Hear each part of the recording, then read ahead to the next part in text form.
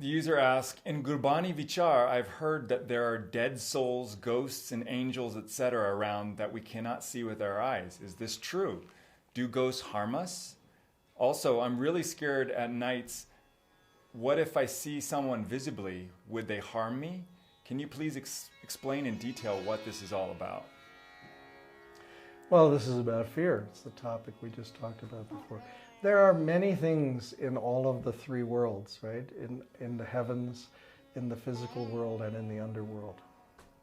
And there are souls that are trapped in the electromagnetic field of the planet that haven't gotten to leave the planet yet because of an attachment, that they're held here. We call them ghosts. And there are souls who choose to be here because they're working with other souls who are evolving. We call them angels. So all of these things exist. The question is, how do you relate to them?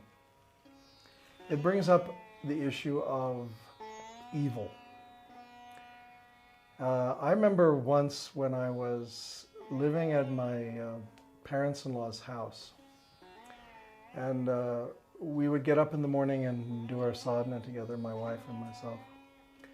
And I remember one morning sitting and chanting, and I felt this dark presence come up outside the door of the room. The door was closed to the bedroom where we were. And I felt this presence come up outside the door, and I felt that it literally was a black presence, an evil presence. And so I just relaxed more and chanted steadily. And I felt the presence pull away from the door because it was unable to get a reaction from me. And after we finished our sadhana, I opened the bedroom and I went out into the house. And I saw this ebony carving sitting on a table in the living room that was a little black figure hunched over, carved out of wood from Africa. I looked at that and I immediately knew that there was somebody had, used this for black magic, put a spirit in it. And so I took that statue and I went out and I threw it in the incinerator and burned it. And when her parents came home, they never knew it. It was missing, they never noticed it, it was gone. So I say these things exist, but the question is how you react to them. They can't harm you unless you make yourself available to be harmed. How do you do that? Through fear, through weakness, through reacting. So I say if you experience something like this, just chant the Nam, meditate, be secure in yourself, and you can deal with it in a very practical way. It's not something that you have no power over. You're not helpless in the face of it. So it doesn't matter someone has cast a spell on you. We had a lady who lived in our ashram who was a witch, and she cast a spell on my wife. This is all true story, right? She cast a spell on her to injure her, to make her get sick or injure herself because she was jealous, right? So out of this jealousy, she cast a spell on her. And my wife came to me and she said, there's something wrong with that lady, she did and everything. And so I just sat down and I said, come on, let's meditate together. And we sat down and we chanted. And when we got up from chanting, that lady came out of her room and she fell down the stairs herself and broke her own leg.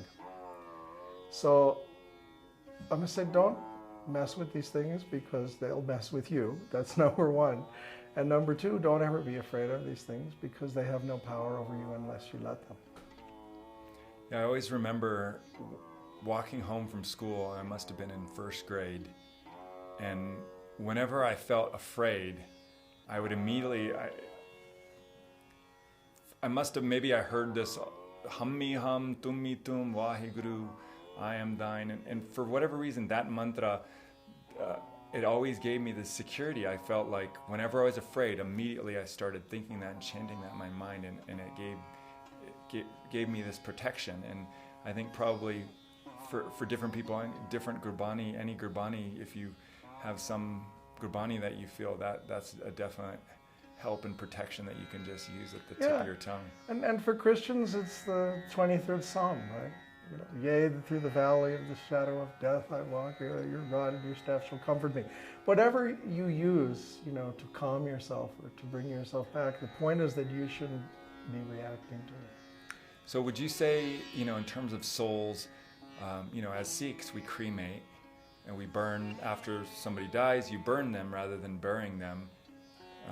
You know, it makes it easier for the soul to detach from the physical plane, because whatever you're attached to in your life, when your pranas leave from your physical body, at that time you're in your subtle body, and those attachments still remain.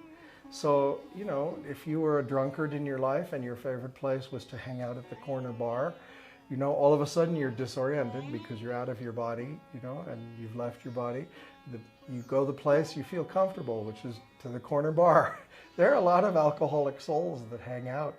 You know, you can call them the ghosts of the bar, but they hang out there, you know. And if you're attached to your children, same thing, it doesn't matter what you're attached to.